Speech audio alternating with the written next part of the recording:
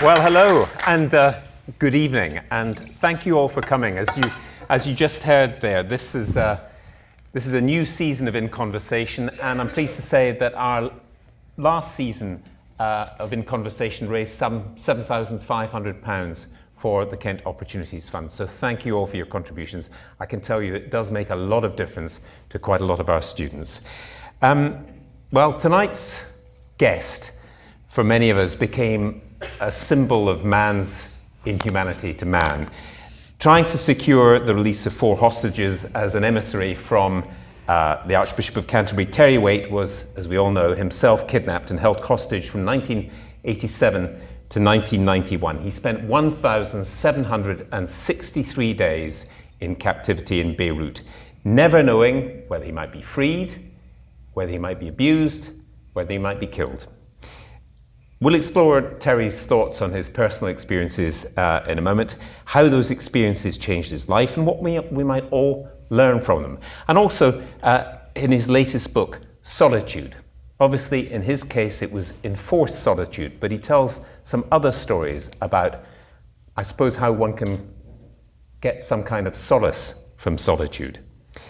Terry's story is a human, flesh and blood human story. But it made many people, even those of us who are not especially religious, think about the really big things in our lives. Think about spiritual matters. Why do bad things happen to people who are just trying to do good? Where is God in these things, if anywhere? What does faith do in a position like this? And how can forgiveness be possible? So I think we're in for a pretty extraordinary evening. Please will you welcome Terry Waite.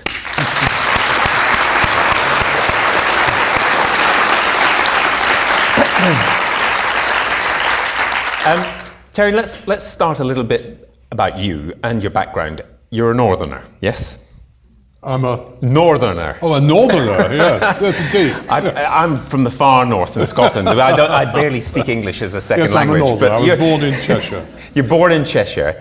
Oh. And how did you become associated with the Archbishop of Canterbury and eventually become that emissary? How did you make that transition? Well, I suppose my first real job was as an advisor to the Bishop of Bristol. I'm not a clergyman, by the way. Many people think I'm a clergyman. In fact, I've received letters addressed to Archbishop Terry Waite, but and that's not me. I never wanted to become a clergyman, but I always felt that I wanted to do something that could be of service to people in some way. And I'm pretty much of an individualist. I didn't fit easily into a pre-existing mold, if you like. Anyway, I was appointed as an advisor to the Bishop of Bristol in training and education work. From there, I went to Africa and was an advisor to the first African Archbishop of Uganda. And it was in those days that my eyes were opened as to what can happen in any community when law and order breaks down. Because during my time there, Amin came to power. And that was my first real experience of negotiating in a situation of extreme tension and misery and having to face and deal with Amin personally. Many of my colleagues were taken, were thrown into captivity, many were murdered. I mean, so many people were murdered at that time, but the Owen Falls Dam, which flows from the Lake Victoria and the Nile, the dam there became blocked with the bodies of people who'd been thrown in. And again, as I said, it opened my eyes as to what can happen in any community when that breaks down. Well, we'll touch on faith, I suspect, throughout this conversation, but did you grow up with a Christian faith? And when you faced this kind of despicable activity, did you sometimes think, where is God in all this? Well, I look at it like this. First of all, to answer your first part of your question, I was a regular member of our local parish church in the village where I was brought up because I was a chorister. And my father always said, if you're going to do something, you stick at it. And so I had no option then either to go, and I had to go every Sunday. That proved in later life, really, to be quite a blessing. Because in those years, unconsciously, I had been able to assimilate the language of the Book of Common Prayer. And it gave me a love for language. And in later life, when I was in captivity, we'll come to that I guess later, but when I had no books or papers, I had a store of language to draw on. And I have the belief that good language, like good music, has a capacity to breathe harmony into the soul. And I owe a lot to those early years. You asked the second part of the question, where was God in all this? Well, I look at it this way, that if there's one saying that means a lot to me, it is that we are co-creators with God. We are responsible. I don't view God as being someone up there who dictates all actions in the world. I don't think anybody can really define precisely in any way, really, what God is like. God is a great mystery. And we are called, in my view, to be co-creators, participators in that mystery, to go more closely towards that mystery, both beyond ourselves and within ourselves. And therefore, we have the ability, we have the capacity, in most situations, to choose which path to tread. Well, you chose a very difficult path. I mean, after your experiences in Uganda, you must have known that this was in Lebanon, a place where the sort of sectarian hatreds, the almost tribal hatreds, put you in danger going in to try to get some people out. I just wonder did you actually think you could get people free? I mean, first of all, Uganda was one thing. I negotiated in many, many different situations in Iran at the time of the Iranian Revolution, when people said you will never talk with revolutionary guards. It was possible. In Libya with Gaddafi, people said you'll never talk with Gaddafi. It was possible. And it was possible in all these situations, and in many others, to obtain the release of people without making false compromise and without compromising any of my principles that I believed in. And through working and talking and discussing, it was possible to do that.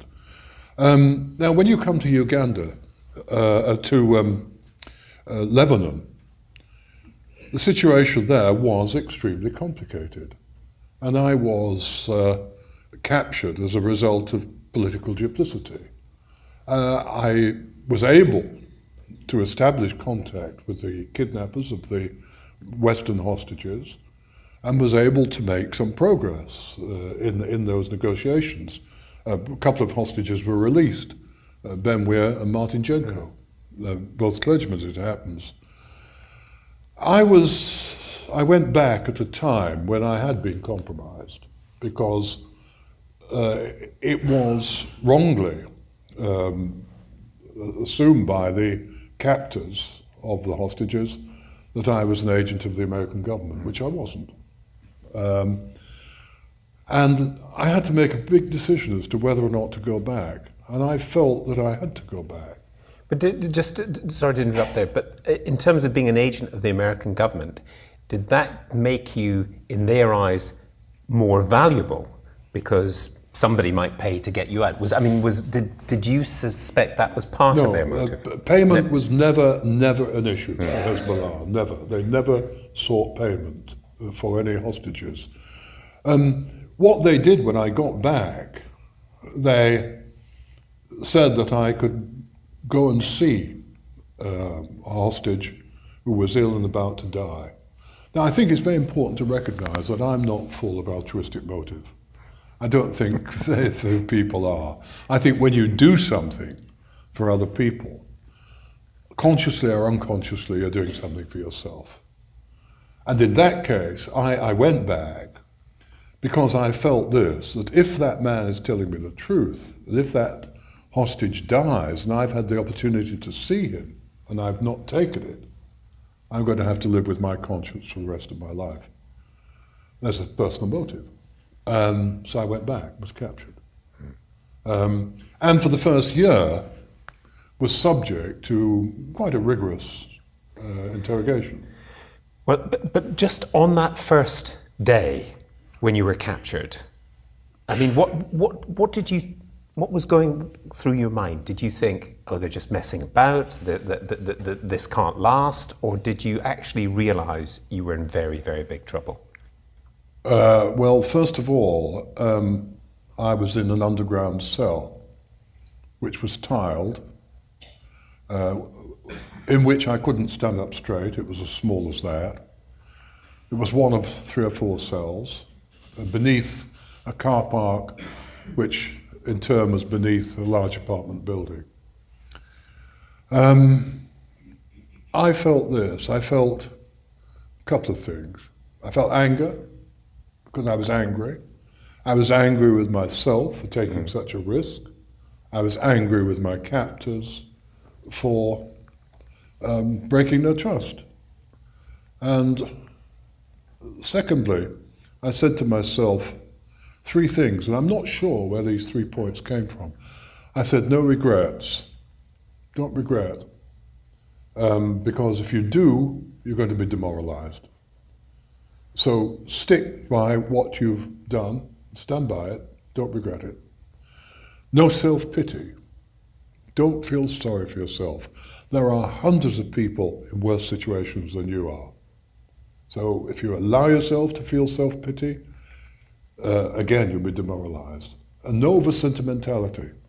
Don't say to yourself, oh, if only I'd been a better husband, a better father, a better holiday. You can't live your life again. You've got to live with yourself from this point. Now, I can't say I kept to those 3 points, absolutely, but they were a help when I did feel self-pity. I could remind myself, look, come on, get out of that. But I've talked to people who were in the Vietnam War in the United States. They were captured, and one of the things they said was that it was better also not to hope too much, because some of those people who constantly hoped that they were about to get out had more problems than those who were more pessimistic. I don't know how you feel about that. What you eventually have to do, and you learn it pretty quickly if you're going to survive in that situation, you learn to live for the moment, for now. You don't look too far ahead. You don't, for example, allow yourself to dwell on, or to think about, for instance, family.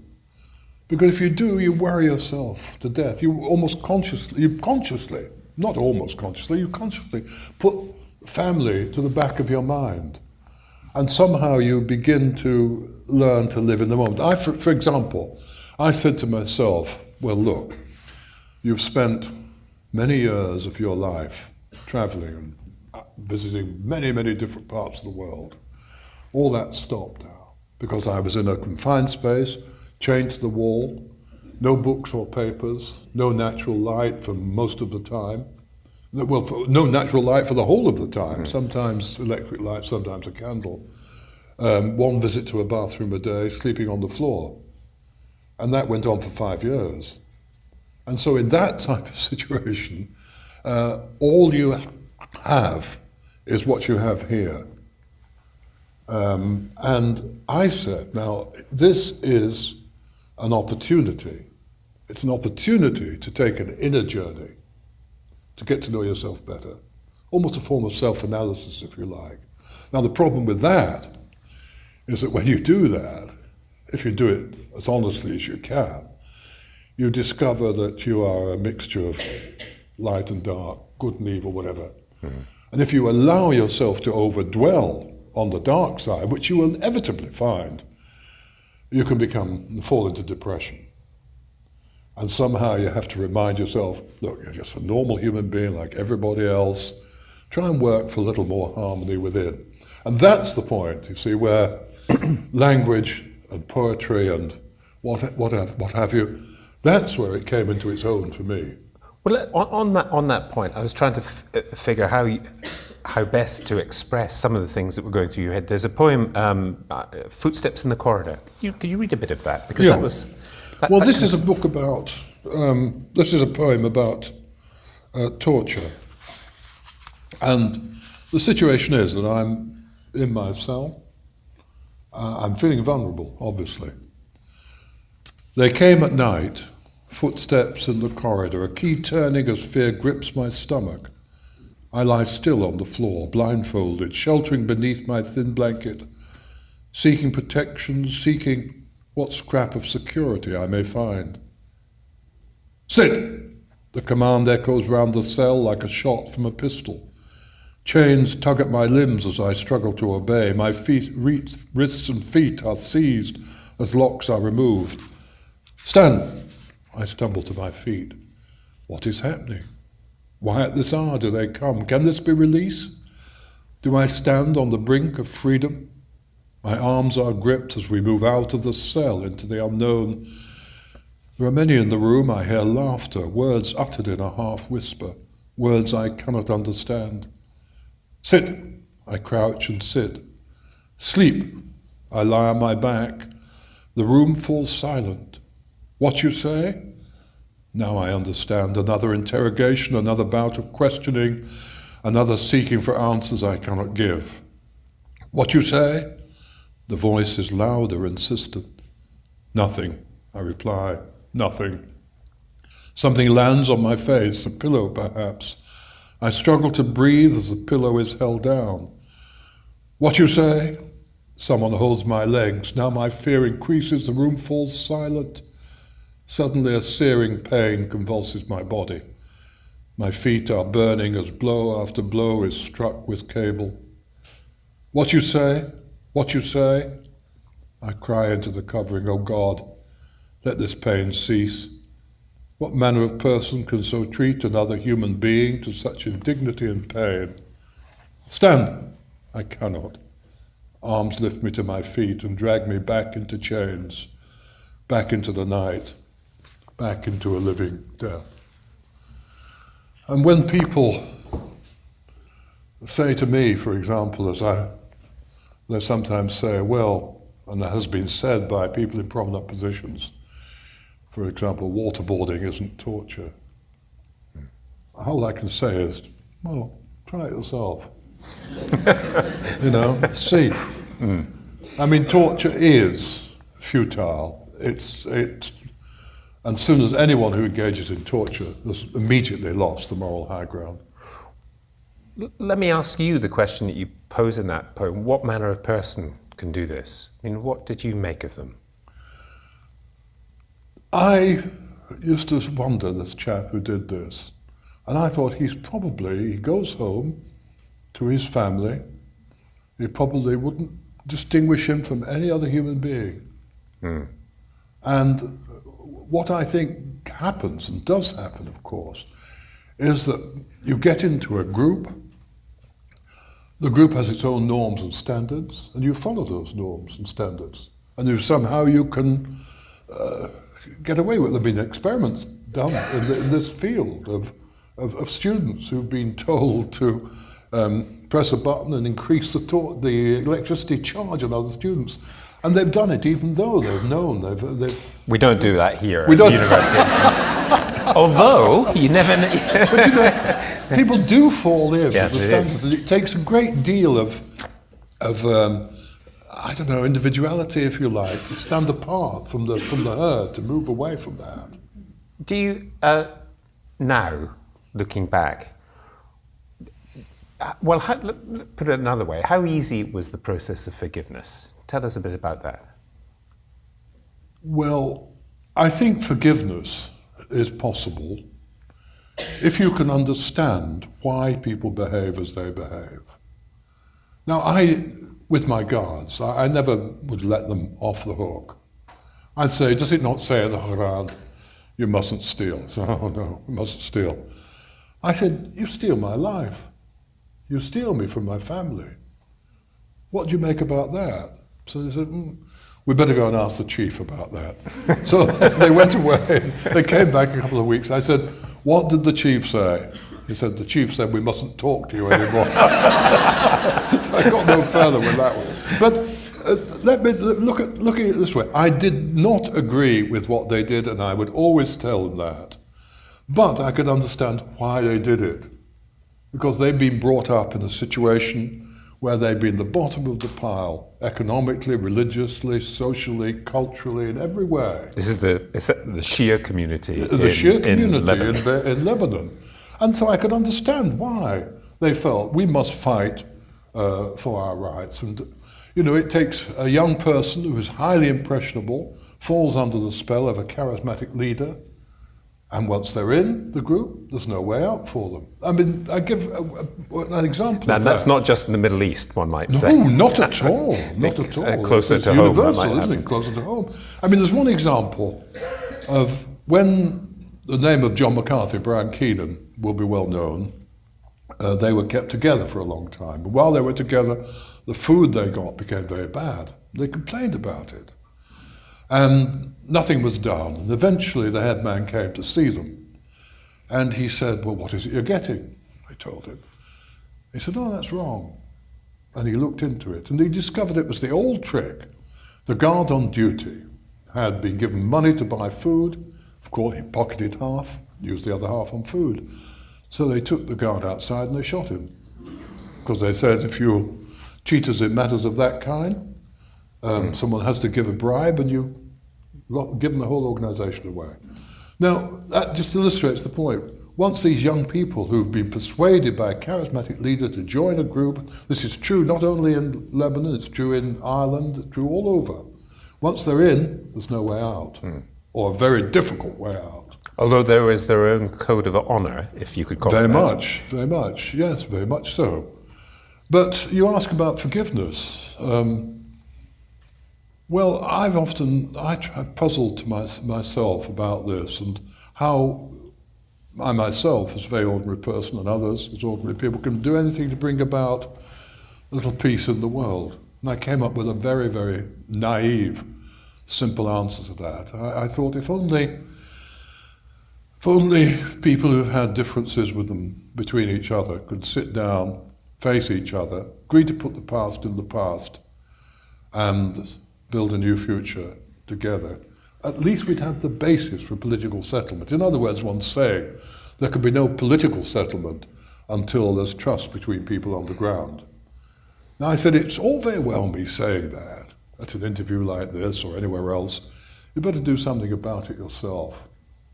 And so 20 odd years later, after being released, I went back to Beirut to meet my captors. Years earlier, I'd gone to see them at night with a promise of safe conduct. It was broken. 20 odd years later, I went back to the same place. They were a bit surprised to see me when I went in there. I sat opposite one of the leaders of the group, and he was amazed, but he was not.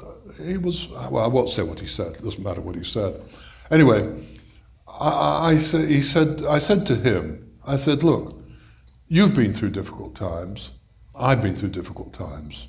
And one has to recognize that Hezbollah has changed and developed and grown.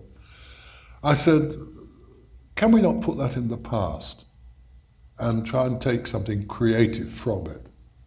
He said, well, what? What can we do?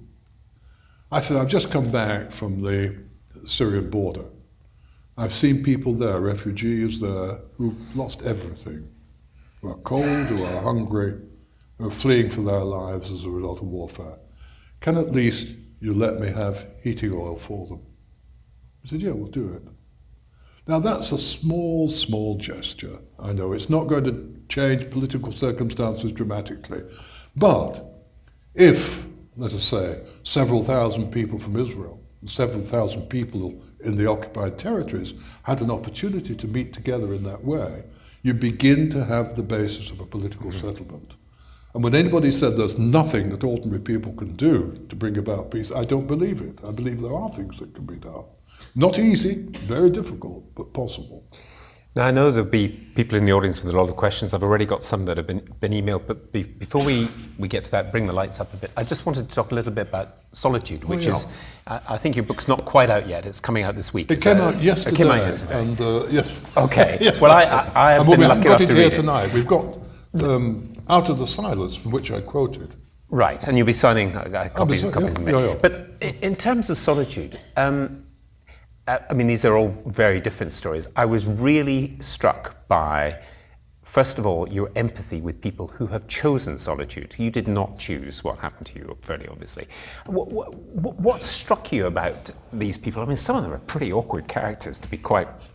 I'm being slightly polite here. Well, Bruce the Australian, for example. Yeah, Bruce lived in a place called Rabbit Flat. A Rabbit Flat is the most remote roadhouse in Australia. You go to get to it, you go to Alice Springs, which is considered to be fairly remote. You turn left,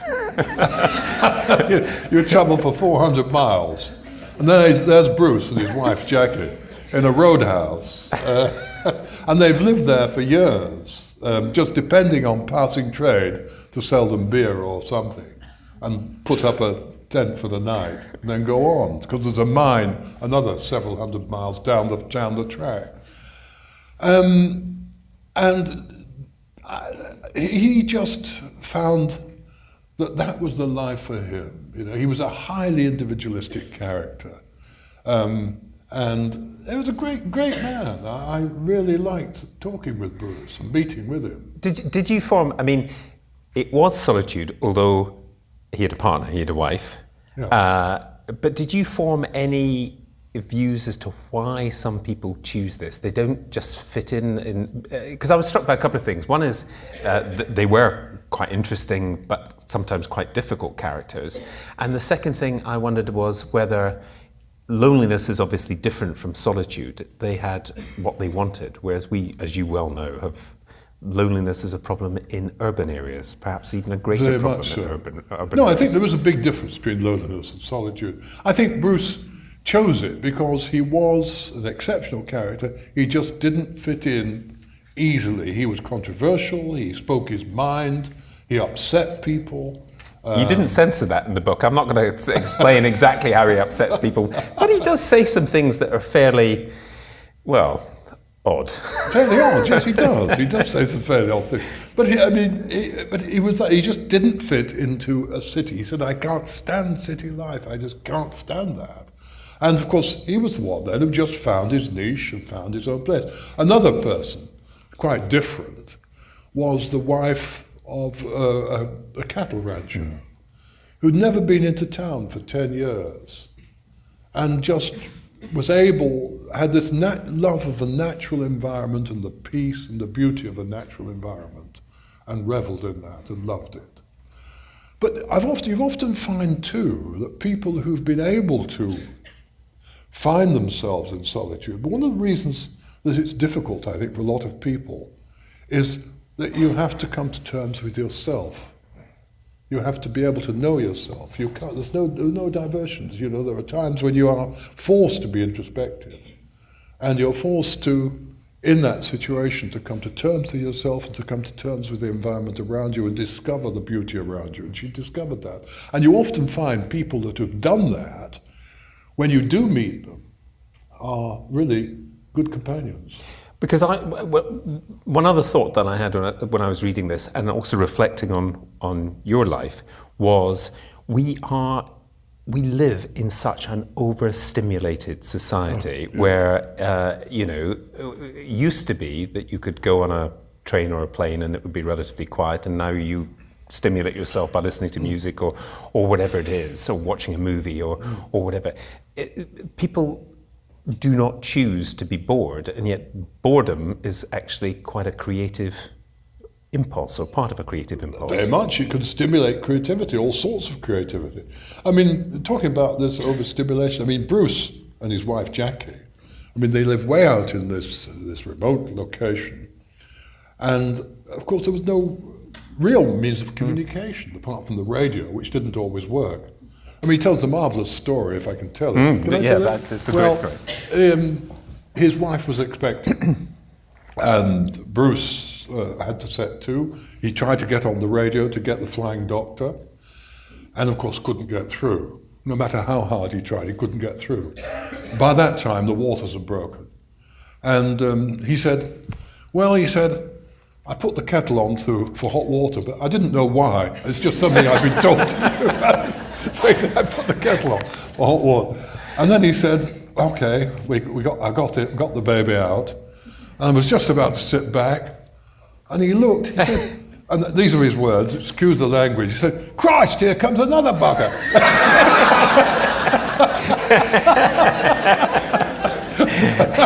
That's Bruce. Yeah, that was...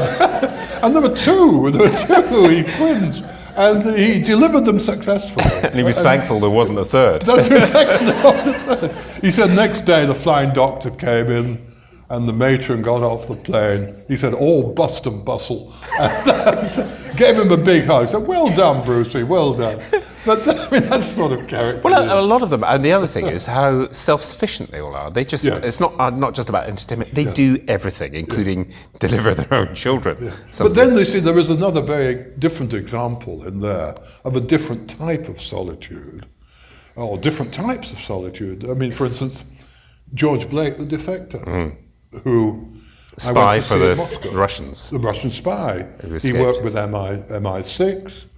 All the time he was with MI6, he was getting information for the Russians. One of the reasons he got 42 years in jail, from which he escaped after 6 years, was because he gave away the secret of the Berlin Tunnel. And some people will remember the Berlin Tunnel when the cables were tapped by the West of the traffic going through. Eventually he was caught, he went to jail, he escaped, and had that very, well, for instance, when he was doing the job, his wife was totally unaware that he was a double agent, totally unaware. He had to live that type of solitary life. And then, of course, when he gets to Moscow, first of all, he lived with Burgess, McLean and others, and then they couldn't stand each other's company, and he lived alone in a KGB. I met him in his KGB flat in Moscow. We spoke about solitude, and I've recorded that in the book. Yeah, so Different experience, different type of solitude altogether. Extraordinary story. Maybe we could put the lights up and throw open to some questions from the audience. I've got a few here that you've It's always nice to see that somebody's there. There you is know. somebody there. Good Lord. We've got some microphones, so who'd like to be first? Yes. One over there, please. And if there's anybody over this side, we'll get one to you too. Hi. You spent 5 years consciously trying to put your family out of your mind. What was it like being able to embrace your love for them again after your release? What was it like when I... When after your release, When I came back? Yeah, with your family, because you put them out of your mind, or you tried to, as much as one. Well, someone said to me long ago, when you come out of an experience like that, or when you come out of an experience of trauma, take it as though you're coming up from the seabed. Take it slowly. If you come up too quickly, you get the bends. You know, you get nitrogen in the blood. And the same coming out of an experience like that. If you try to rush everything, you run into difficulties, almost certainly. Because everybody has changed. I mean, my children, when I was captured, they were in their teens. Then the eldest ones, twin daughters, they'd gone into university. My son, when I met him, I wouldn't have recognized him because he was pretty young when I was captured. He'd grown into a young man. And my wife had to carry the burden of looking after the family and bringing the family up. And got very great support, I have to say. And I was very fortunate because going back on just repeating what I said about taking it slowly, I was elected to a fellowship at Trinity Hall, Cambridge. And I went to Living College for the first, for middle part of the week, and went home at weekends. And many people said, oh, that's it, you know, everything's falling apart. But it wasn't. It was coming back at a pace I could manage. And that worked very well.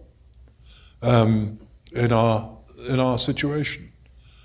And it led me, though, having seen, my family were very lucky, they were very well supported by Lambeth Palace, because I was working at the time for the Archbishop of Canterbury. They were well supported. But I know many hostage families have not had the same support, and that led me to form, a couple of years later, an organisation called Hostage UK, which is now developing into Hostage International, where primarily we give a whole variety of different forms of support to hostage families right around the world. At any given time, there was something like 1,000 to 2,000 people taken hostage. And it was that experience that prompted me to set up such an organisation. But what you have to recognise is that you're all affected by the situation, and sometimes, in my view, it's harder for the family than it is for the hostage themselves, because the family just don't know, they have no information. I mean, it was 3.5 years, I think, before my wife knew that I was alive. And she found out because, in an interesting way, Brian Keenan was released a year before the rest of us. And what I used to do in captivity, each night, I would tap on the wall, tap out your name, my name, using the only code I could manage, 1 for A, 2 for B, 3 for C. You regret your name's Terry Waite when you do that. and Brian heard this, well, the other in the next cell, they heard this, and eventually they were able to communicate back with me, but after a long, long time. And when he went out, he actually told my wife, he said, I know your husband's alive, we've been communicating in that way. But he couldn't tell that true story to the media because it would have immediately got me into trouble and the others. So what he said was, when on his morning visit to the bathroom, 1 visit a day, he passed the room in which I was kept. Looking beneath his blindfold, he saw big slippers, and I've got size 14 feet. So he said, and also he said he'd heard me cry out in my sleep at night. And but he told that's the story he told publicly, but privately he was able to tell my wife, we've been communicating, and I know he's there. But just going back on what I was saying there, it's often harder for the family, and that's where families need proper support. That's why we set up Hostage UK. Thank you. So that's the lady down the front. Is there anybody up the back as well? In the outer darkness. A lady down here. Oh, we'll get a microphone for you. Hello, my name's Julie. When you were released, I actually sent you a card, which I'm sure millions of people did. You must have had a very big post back when you got home. I thought a lot about you because the moment you were taken into as being a hostage, I actually started a nursing degree course, and when you were released, I'd finished my degree. And I can see you now standing on the steps of the plane when you arrived back in England. And one thing that I thought about was how your eyes adapted to the light after being in solitary confinement and in the dark a lot of the time, and whether you had to have treatment with your eyes, because I can't imagine what it must be like to live in the dark for such a long period of time. No, it wasn't always in the dark. Sometimes I had a candle. Sometimes I mean, if it had been completely in the dark, totally all the time, I think it would have been very difficult to keep sanity. I mean, I remember for long periods of time when I was in the dark, I couldn't give structure to the day. And where you can't give a structure to the day, then quickly you become very disorientated. And I was fortunate at periods of time when I was totally in the dark. Sometimes then had been moved to a location near a mosque where they got the call from the minaret morning, noon and night, and that enables you to position yourself.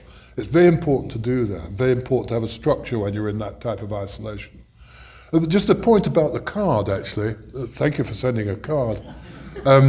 Thousands were sent to the British Embassy, to the Red Cross, and so on. One got through to me, and it's a very interesting story.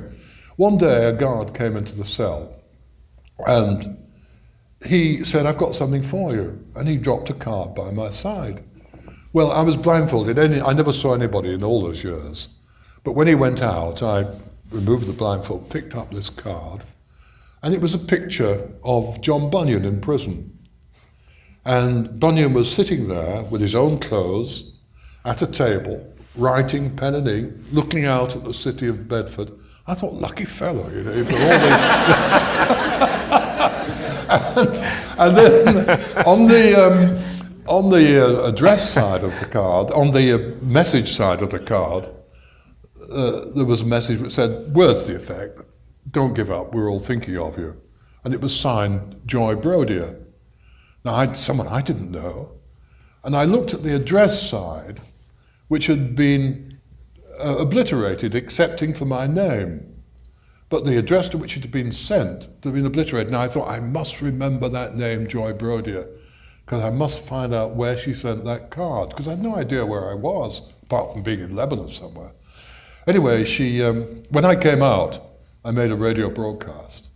And I said, will the person who sent me the Bunyan card, didn't mention the name because I wanted the right person to come forward, will the person who sent it to me please get in touch? And the phone rang at some point. Someone said, Joy Brodier, I sent you the card. I said, oh, how nice of you. Now tell me, to where did you send that card? And she said, quite simply, I sent it to Terry Waite, care of Hezbollah, Party of God, Lebanon. The only one that got through. Why didn't everybody think of that? Did it have a postcode? No. That's quite an extraordinary story. Absolutely true. Absolutely true. Joy, I'm still in touch with her. They went to live in France. She's teaching in France. She was a school teacher, and she's now teaching in France. Yeah. Some more thoughts? Yes, gentleman, back. Thank you very much. Good evening, Terry. In your book, Taken on Trust, which I don't think you've mentioned so far this evening, you touch on the internal steel that you had to have in solitary confinement. Do you think in today's society that steel has been weakened, given how interconnected the world is, with 24-hour news, with social media, mobile telephones, hundreds of emails? Is it something that perhaps we draw less on as a resource from our own internal steel? What was the first bit of that? Well, you talked in your book about, Taken on Trust, about the internal steel that is necessary to get you through something like this. Has that changed because of modern media, the bombardment of news, the kind of the changes that have taken place in the last 20 years? Excuse me, having to get it repeated. I got to the age of 78, and my hearing is not as good as it should be. So that's why I asked Gavin to repeat. I'm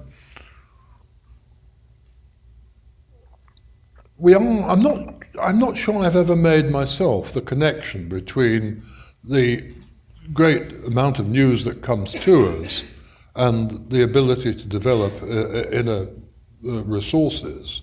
I'm not sure I've ever made that connection myself. What has happened as far as understanding goes, and as far as the media goes, is that hostages and murder has always taken place. Hostages have always been murdered. When I was in captivity, many of the people who were kept alongside me were murdered.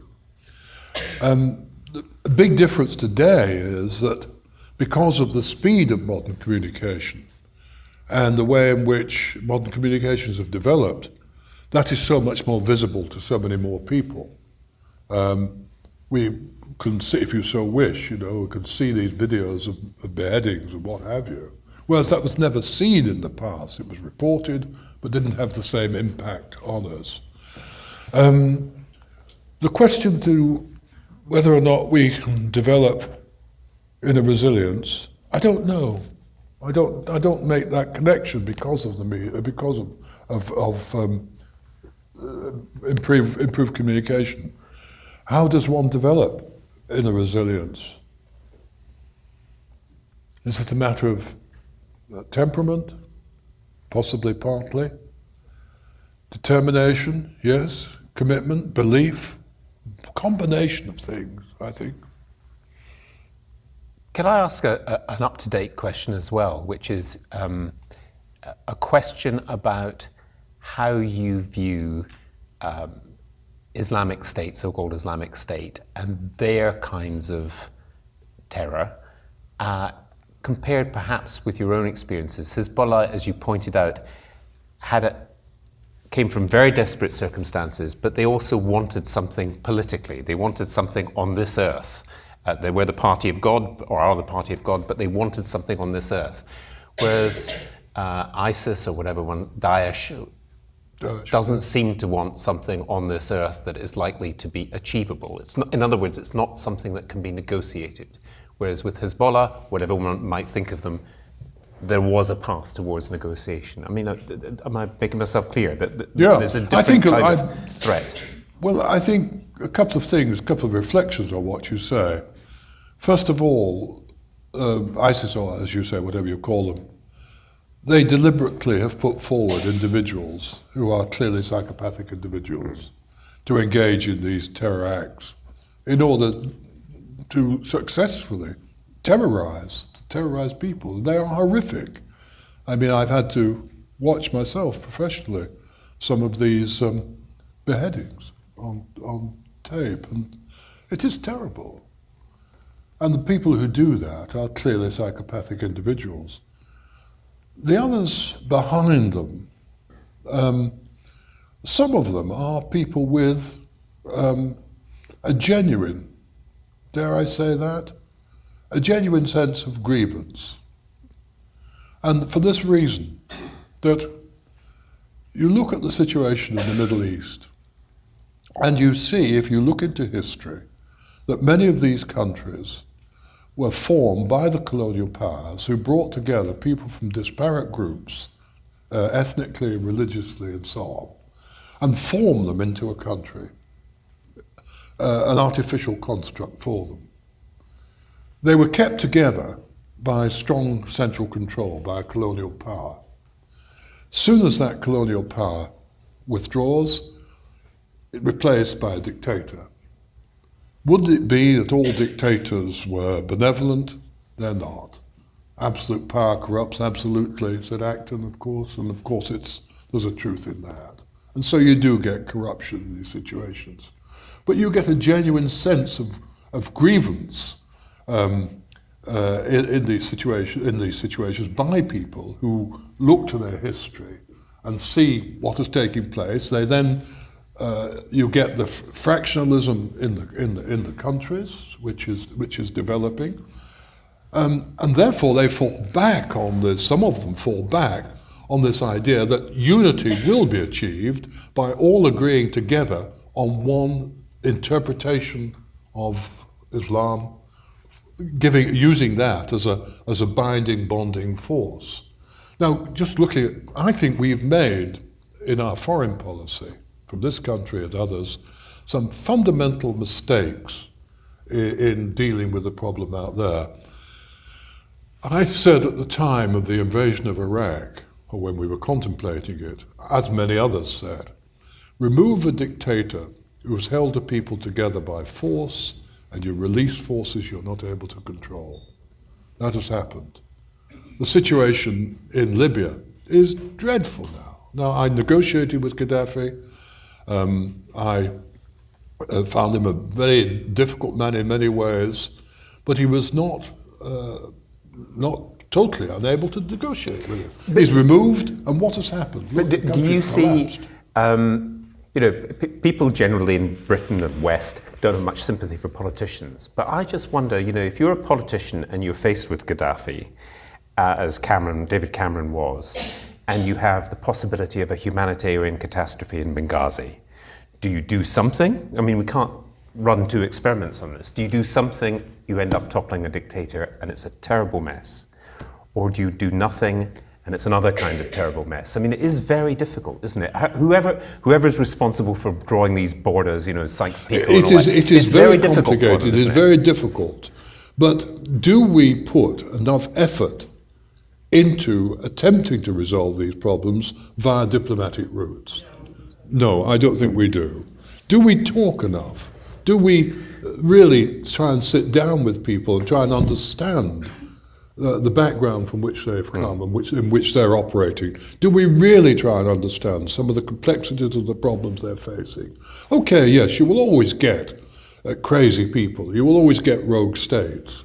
But I think we are too quick to go to war. And I think probably because our underlying motives, really, are economic. They're our own interests. I don't think this audience is entirely shocked by the idea that oil may have been involved in some of these countries. But I wonder whether you actually think, much of what you've said, thankfully, is tinged with a degree of optimism about the human spirit, that people can do things, can change things. But when you have got, when you have got one of those difficult states being characterized as being run by Rocket Man, it doesn't actually help the process of any kind of dialogue, does it? I mean, in other words, are things actually getting worse? Well, yes. But does it help either by the invective that's being exchanged? Does it? Of course it doesn't. I mean, it's just to stand up like school children calling each other names across the playground. It is totally ridiculous. Absolutely ridiculous. And people who have, I only read today in the newspaper, or was it yesterday, that the President of the United States has told one of his senior men, hold off on the talking, don't try. The Secretary of State, Rex Secretary of State, that's told right, that's who it was. Because you don't get anywhere talking to Rocket Man. That's right. Well, that may or may not be the case. Isn't it much better, as Churchill said, jaw rather than war? Wouldn't that be a better option? But do you think, because people said to me, you see, they definitely said, so many people said, you will never talk with Revolutionary Guards. They're impossible. Well, it's not true. They proved to be, in my case, when I talked with them, eventually they were quite reasonable.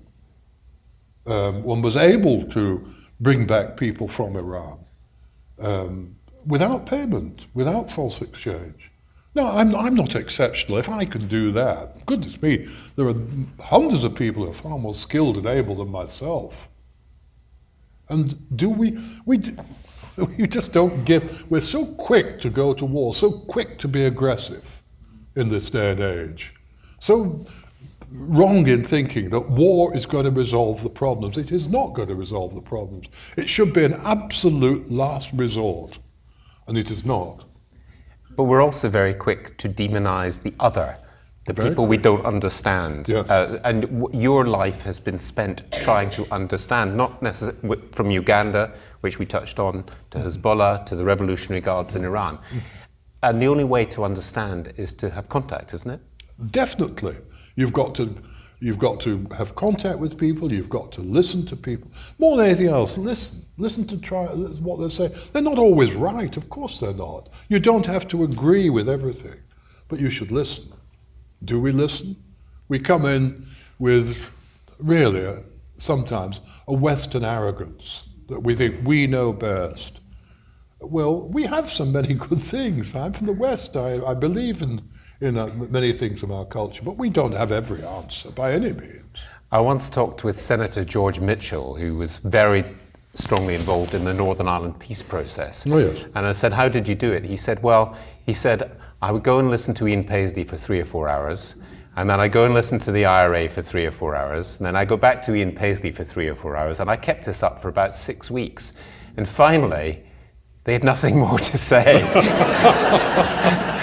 And so I said, how about that is getting down to some business here? Is that part of your technique? No, it isn't. He was a much better negotiator than me. Much better. Yeah. Terry Waite, thank you very much for In Conversation.